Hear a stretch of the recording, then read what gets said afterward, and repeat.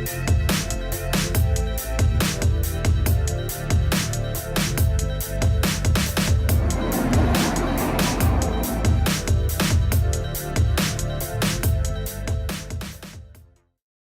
is up, guys? It is Coasters and Things here today, back again with another episode of The Thrill Life. I'm joined once again with Beyond the Thrills.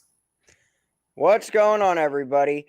I feel refreshed. I took a nap this afternoon after school. Jason, on the other hand, had a long day. So you want to talk about it a little bit? Yeah, I had my first day of being an intern at Dollywood today. I got trained on Smoky Mountain River Rampage, which is the River Rapids ride. Essentially, you have to prove your loyalty at the ride that you're assigned to, your home ride, for at least like 2 weeks, and then you can request to get trained on another ride. I would love to get trained at Thunderhead. Yeah. We both kind of said lightning rod. Nah. Yeah, no way. And GCIs are so reliable and easy to operate. And you know both lightning racers. Yeah, Lightning Racer was a piece of cake last year at Hershey Park. Gotcha. All right. Well, first day is officially in the books, so now on to bigger and better things, Jason. Bigger, better things. Things have gotten bigger in Dollywood. If you get what I'm saying. I see what you did there. Okay. Yep. So that is our first topic today. What else would we start with? None else than Big Bear Mountain. So the brand new Vekoma family launch coaster. He's got the t-shirt there. Yeah. I love this shirt. I love the tie-dye shirt. I love that it's just not a normal colored t-shirt. It actually is unique. Yeah. My Georgia Scorcher shirt is tie-dye. Yeah. So I tie-dye coaster t-shirts have grown on me. I'll give you that. Yeah. So how do you think the reception is so far? You think so fantastic? So fantastic. Everyone is loving Big Bear Mountain, and rightfully so. Yeah, so when was the first time you got to ride it? Was it the day you checked in? Or moved in, I should say? Yeah, 2 days ago. Or 3 days ago. Sorry, 3 days ago. Wow, you have 7 rides already in just 4 days. 4 days. That's pretty good. Yeah. It would have been 8 if it hadn't rolled back on me that one time when I was in line for it. I still can't believe this is a Vekoma. When they announced it, I was like trying to figure out what manufacturer. I was like, Premier? Is it Togo? Yeah. S&S. S&S was actually my first initial thought. And then I was like, that might be Vekoma because the trains are very similar to what you see on like those family boomerangs. They're the exact same, minus the launch fins. Are they exact? Okay, so I was right. They are the exact same, except they have thicker launch fins underneath them. Oh, okay. Well, then that makes sense. So I know you've only ridden it a couple times, but as of right now, whatever today is, May 17th, where does it rank in the park's lineup for you? 5. What did you initially, or where did you initially think it was going to rank for you? 5. And guess what? It is 5. Okay. I was totally right about where I thought it would rank for me. I'm going to put myself on the spot here and see if I can guess your 5. 1 lightning rod, 2 Thunderhead. Yes. 3 Tennessee Tornado. Yes. 4 Wild Eagle. Yes. 5 Big Bear Mountain. Yes. Yeah, you got it right. Yeah. Big Bear Mountain and Wild Eagle, I was skeptical. I'll say though, I could definitely see a good argument for it being the 3rd best coaster in the park. You said it doesn't have a lot of airtime, but it has good forces and it's smooth. Yeah, really freaking smooth. Feels like you're gliding. That's good. I mean, brand new, I would hope it'd be that smooth. Yeah, there isn't much airtime at all, but there's good laterals and you feel good forces on the launch. Also, there's no dead spots during the ride. It keeps a good pace. Okay, that's good to hear. Has onboard audio. Oh, yeah, that's right. I was going to say, no airtime though, really? Okay, maybe a little if you're in the front. If you're in the back, definitely not. Which, by the way, I finally got to ride front for the first time yesterday. Is it a front row ride? Definitely. front for sure on that ride. Is all the rock work and waterfalls, is everything finished? Yes. The only thing that needs to happen is the grass needs to grow in. Yeah, that makes sense. But that'll happen over time. You can't rush that. Actually, the first time I got in the line for Big Bear Mountain, I went the wrong way. The queue line confused me at first. This is in the very back of the Wildwood Grove area, right? Yeah, and I'll say that area is so much more complete now than it was before. So, again, congrats to Dollywood. Big Bear Mountain looks so fun. Not anything crazy, but just a fun ride for all ages. I feel like this could be a ride that, like, grandparents and grandkids can ride together. Yeah, I've not heard a single negative thing about Big Bear Mountain. Like, everyone that comes off Big Bear Mountain is in a good mood, myself included. Awesome. Yeah, that's good to hear. And the onboard audio is really good too. It's not. I was trying to think the most recent coaster I've done with onboard audio. It would have had to have been a Disney coaster. Yeah, I was gonna say Hagrid's, because Guardians isn't actually on board because you're inside. It might have been Hagrid's then, yeah. Yeah, or Hulk. Well, is Hulk? No, yeah, Hulk's onboard audio, right? Yeah, it didn't have onboard audio before, and then when they refurbished it, they gave it onboard audio. Yeah, before they used to just play the Hulk screaming noise through the launch, like through speakers. Now it's actually like on the train. Yeah, and honestly, what was I gonna say? Oh yeah, there's a lot of like funny bear puns. It's like bear left, bear right. You barely made it. It's really, okay. It's So really it's funny. So they played around with the queue line then. Yep. Nice.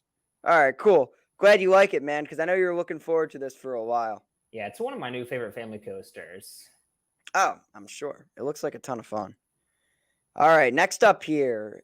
Not sure if there's too much to really discuss. However, Dixie Landin, which is Louisiana's premier theme park, it will be closed for the entire 2023 season. What do you think the future looks like for this place? I really don't know. Not good. I'm worried what happened to Alabama Adventure is going to happen to Dixie Landin. Just sell off all the amusement park rides and then make it just a water park. If that's where they're making most of their money, the water park, why invest a ton in the amusement park? From business standpoint, I would totally get it. And plus, their biggest roller coaster is a Vekoma Boomerang, and now Vekoma Boomerangs as your signature roller coaster is not going to draw that much visitors other than locals. Tell that to Wild Adventures. Well, they have a boomerang and an SLC as their signature rides. However, people seem to like their SLC. Yeah, that's true. But yeah, Raging Cajun is the boomerang there. It's funny. There are two boomerangs in Louisiana, but one's only operating. Yeah, man. I mean, I don't think the water park's going anywhere, but as for Dixie Landin, the future is not bright. I think it's probably done for, honestly. Yeah, I'm worried what happened to Alabama Adventure and Jogga Lake also is going to happen to Dixie Landin. Okay. All right, so let's move on then. So again, these are our normal 5 topics this week. So this is probably the one where we'll have a longer discussion. So Poseidon's Fury at Islands of Adventure has officially closed forever. Yeah. So let's discuss the future of the Lost Continent and the possibility of another coaster for this park. I'm so glad I did it one time when I went a few months ago. It was closed when I was there. Was it actually? Yeah, I mean, I know this was before it closed permanently, but for whatever reason, the one day I was at Universal Orlando, it was closed the entire day, so I didn't get to experience it. Maybe they didn't have Taylor there. I mean, not Taylor from Coaster Studios, Taylor the actor in the show. Yeah, I know. Oh my gosh. I will say I do like the Lost Continent. I think the atmosphere and the theming around that entire area is very cool. However, I don't really know where they go from here. Poseidon's Fury was the standout attraction for that area. The only other notable attraction, if you even want to call it an attraction, is Mito's restaurant. Yeah, I was about to say that area has that really good restaurant that everyone raves about. Yeah, that would be the only reason in my mind to keep the Lost Continent, unless they'd want to add a roller coaster for the Lost Continent section, but I just can't see a world where that happens. Like, all right, Poseidon's Fury is gone. You look at all the other islands, Seuss Landing standout attraction, Cat in the Hat, Marvel, Marvel Island, Hulk. We've got the same idea, I think, going on here. You know what I mean? And then Jurassic Park or Jurassic World, Velocicoaster, Harry Potter, Hagrid. So every island has a standout attraction. You take Poseidon's Fury away, what is there in the Lost Continent now? Mito's Nothing. restaurant? That's it. Yeah. So do you think they change this entire area as a whole? I think they may. Well, obviously, I think they're probably going to demolish Poseidon's Fury. Probably build a new dark ride where it was before. I know there were a few rumors where we could see a Legend of Zelda attraction in this area. That'd be pretty cool, honestly. I'm not against it. However, Universal's Epic Universe is going to open in a few years, and that's going to have an entire Nintendo-themed area. So, like, Link. I don't know. It's going to be interesting to see what they do, but I still think that there's a strong possibility we could see another roller coaster at Islands of Adventure. Whether it is in the Lost Continent section or somewhere else in the park, I think the chances of a new coaster are pretty high. Yeah, what kind of coaster, though? Well, I said on our last episode, when I was talking about my trip, that I can see them removing Hollywood Rip Ride Rocket quite soon. That's so in studios, though.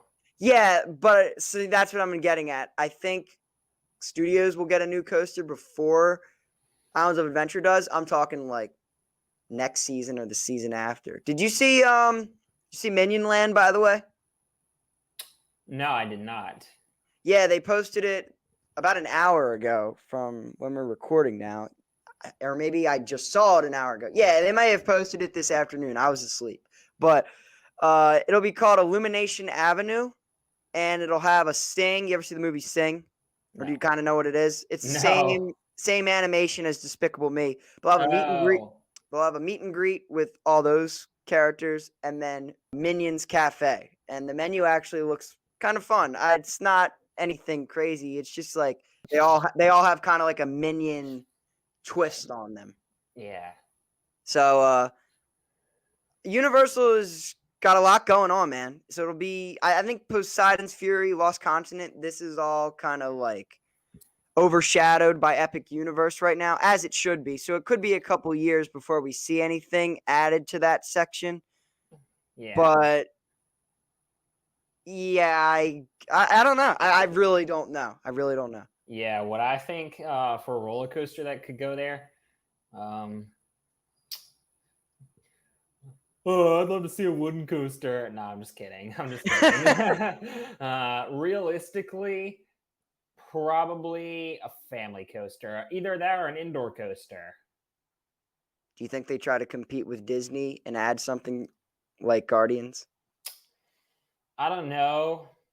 A lot of people that go to Orlando go to Universal and Disney, and people will be like, oh, Universal just ripped off of Disney.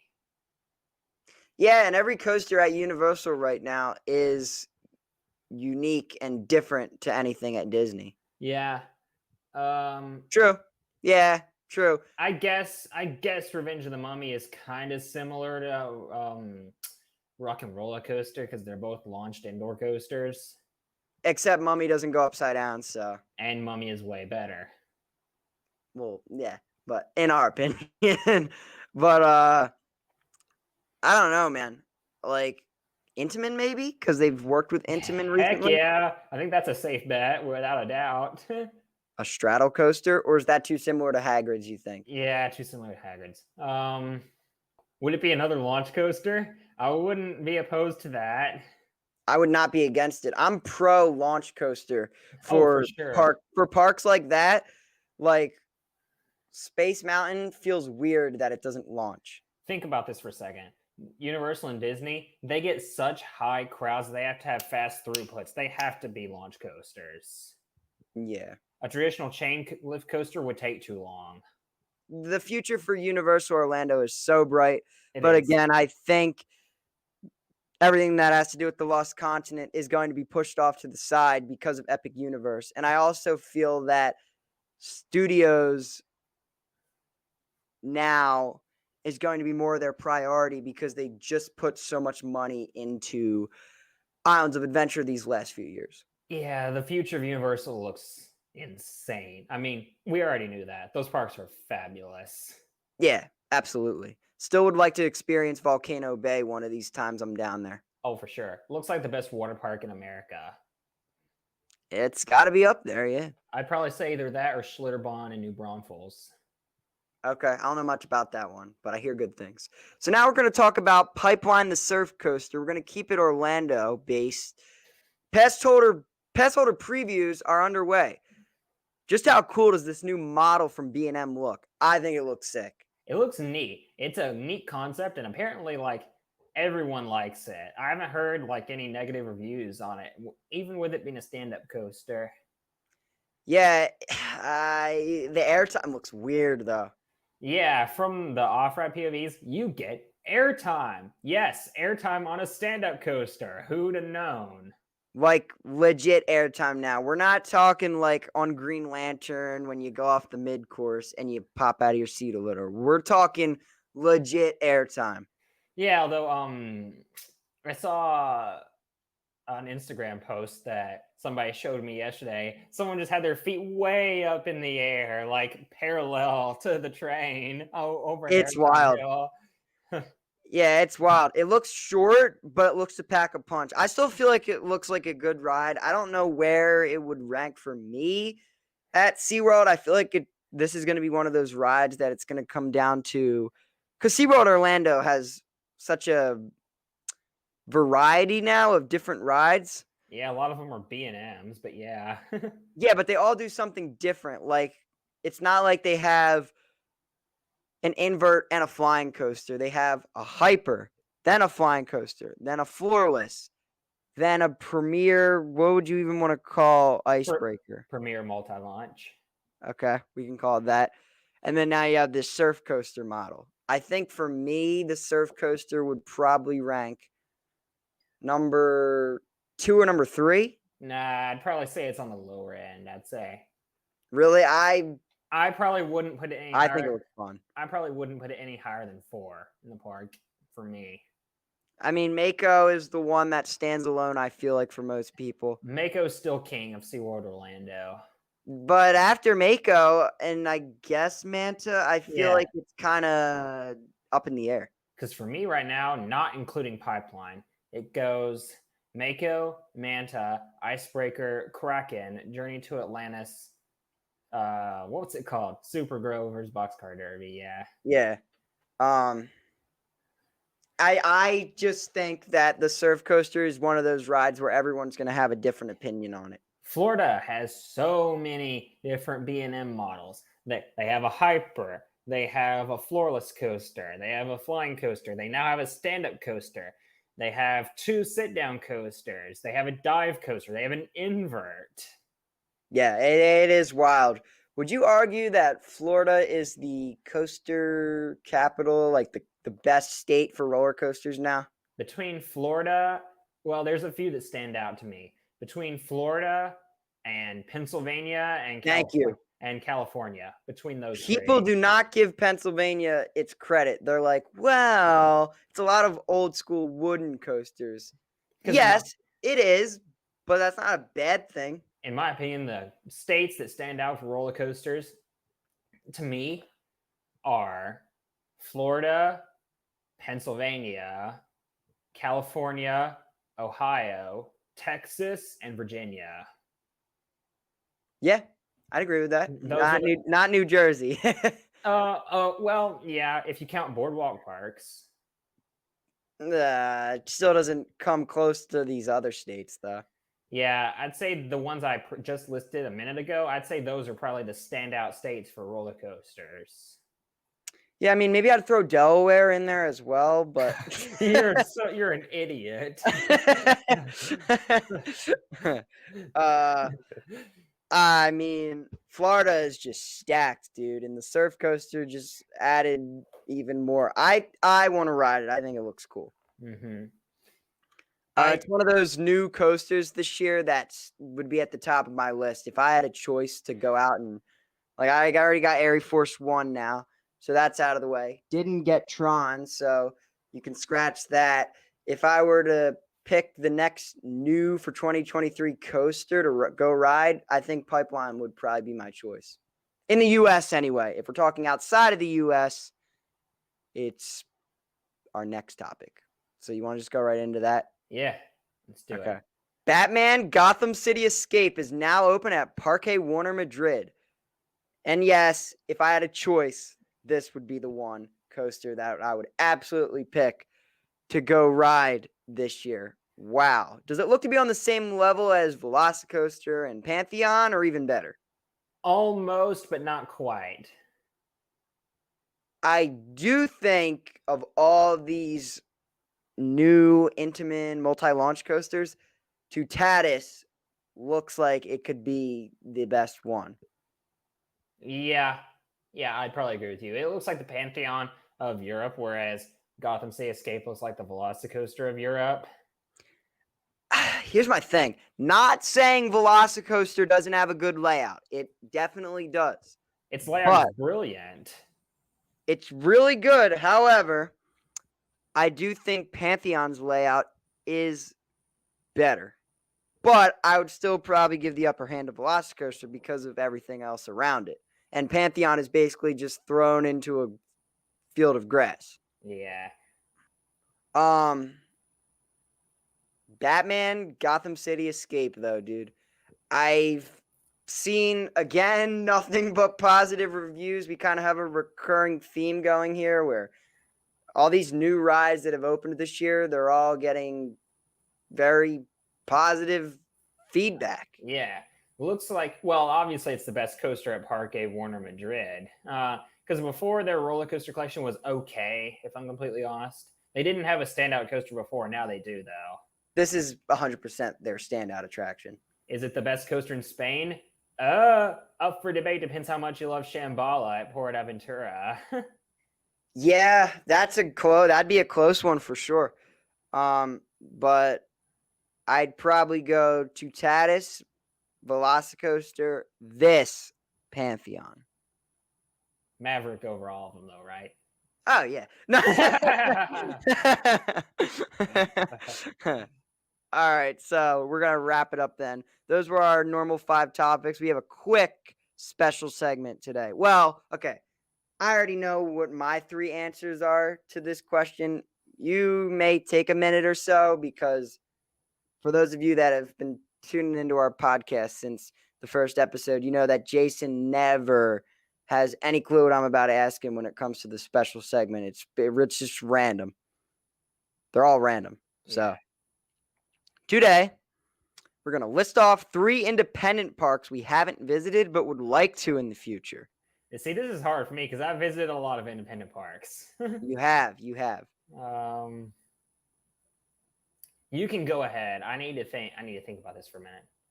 No worries. 1 at the top of my list is going to be Lagoon. What other than Lagoon?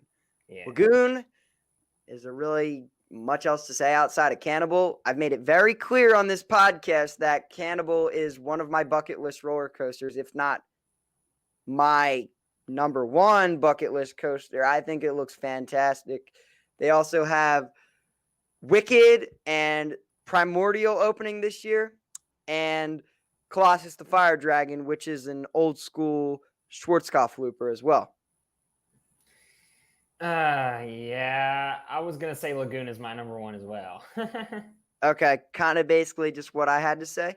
Yeah, probably the largest coaster collection out of any independent park in the U.S., excluding Hershey Park. I don't count that as an independent park. I know some people do. I don't. You don't count Hershey as one? No, it's owned by the Hershey Entertainment Corporation. Yeah, but they don't have any other parks. It's just Hershey Park. Um, I guess you would consider that more a standalone park then. yeah, I'd probably. We may have actually no. I was gonna say we may have the same three answers for this, but no. I think there's one that I would say that you won't say. Okay, my next one's actually going to be Lakemont Park. Yeah, Might be. right. Yeah, right. Are you Yeah, actually serious? I'm actually serious. I want to ride Leap the Dips. That park just. Dude, I want to ride Leap the Dips. Yeah, I do too. I did too. That was the only reason I went to that park, not for Skyliner. Yeah, nah. The main draw for me to go there is Leap the Dips. That ride is so hit or miss. That ride is so hit or miss. Yeah. No, I want to ride Leap the Dips. I know you're probably surprised I even put this on my list, but it's grown Yeah. on me. It's grown on me recently. It's the oldest roller coaster left operating. Yeah, I thought you were joking at first when you said that. Nah, I want to ride Leap the Dips. Call me crazy, but that's history, man. Yeah, for two, this for me, I think is the one that you did not have. But two, I'm gonna go Silverwood in Idaho. Nah, well, Tremors looks good. I don't think I'd care much for Stunt Pilot. Although, Aftershock looks insane. okay, yeah, I'll give you that. I hear it's real. I hear it's really, really, really intense. I've heard that park is almost as good as a Hershend park. And you know Yeah. me, you know how much I love Dollywood and Silver Dollar City. Oh, well, yeah. Yeah, Silverwood, in my opinion, that competes for the best independent park in the US. It competes probably with Holiday World for best independent park in the US. Okay, nice. I like that. All right. Of course, excluding Hershey Park. Yeah. Next one that's ringing a bell for me right now is Canopy Lake Park. Okay. Yankee Cannonball and Untamed looks solid as well, but really Yankee Cannonball. I've heard great things. It's one of only a few, I guess, old school wooden roller coasters left because they're starting to become a dying breed. And I want to get on a lot of these old school wooden coasters because sadly, I think like 10 years from now, there's really going to be slim pickings and there's going to be not even if like there already kind of is now, but it's going to be even worse in 10 years because I can just see them all being RMCs. Yeah, they have the PTC Yankee Cannonball. They have the Eurofighter Untamed. It's similar to Hydrus, but with over-the-shoulder restraints. Yeah, I'm sure it's another ride they have. It like I said, it's Yankee Cannonball. The reason why I'm choosing this park. Yeah, they had Canopy Corkscrew, not anymore. But what else do they have? Oh, they have Star Blaster and SNS Tower. What's notable for them? They have the only rotor ride left in existence. Yeah, they do. You're right. They do. I forgot about that. What's it called? I don't even remember what I don't know the name, but I just know they have one. Yeah. Is it called like Turkish Twist or Turkey Twist or something like that? Yeah, something like that. That's cool though. And then yeah, I'm going Canopy, dude. I know well, Lagoon was already a given, but the other two probably a little bit of a surprise. But let's hear your your last one. This is my number 3, and I'm shocked you didn't say this. I'm going with Waldemir. Okay. Yeah. Mm-hmm. I was shocked you didn't say Waldemir, honestly. As great as Ravine Fire 2 looks, what really is there outside of Ravine Fire 2 that's that notable? Larson Drop Tower. I've done a bunch of those. Also, an old school dark ride like Wacky Factory. It's another Bill Tracy dark ride. Because don't say Comet, because Comet is not that notable. Whirlwind. That's the SBF, right? Yeah. Steel Dragon and not Steel Dragon 2000. Yeah. The sketchy one. Also, their water park is really good from the looks of it. Waterworld. They have a lot in their water park. No, it definitely looks like a good park. And I think Ravine Flyer does look better than Yankee Cannonball. But Canopy Lake looks like a really nice park. And I know it has a lot of history. So I'm going to go with Canopy over Waldemir. When we're talking as a park, if we're talking just strictly roller coaster base, then yeah, I'd give Ravine Fire the upper hand. But No, I don't know. no, another one I'm going to throw out there, not top 3, but it looks like a great park anyway, even though it's small, is Quasi. Yeah, yeah. I mean, I don't think Wooden Warrior looks on the level of Wacky Taxi or Kentucky Flyer, but it still looks good. Yeah, and plus their water park just got a water coaster last year. Yeah, it did. You're right. So they're adding new things. I could see myself doing a trip to Compounds and Quasi down the line. Mm-hmm. So yeah, man, good episode today. It was, yeah. We kind of flew through everything. Anything else you want to say to wrap us up? Thank you all so much for watching.